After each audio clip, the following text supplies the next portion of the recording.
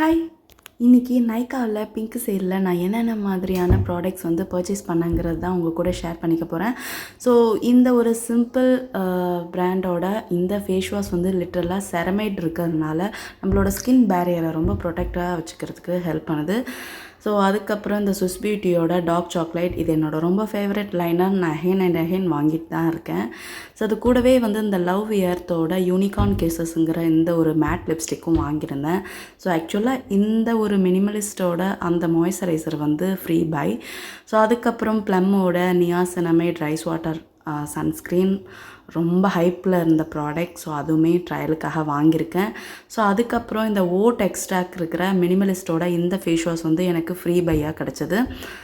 So அதுக்கப்புறம் மினிமலிஸ்டோட niacinamide சிரம் obviously நான் ரொம்ப நாளாக வாங்கி ட்ரை பண்ணணும்னு இருந்த ஒரு ப்ராடக்ட்.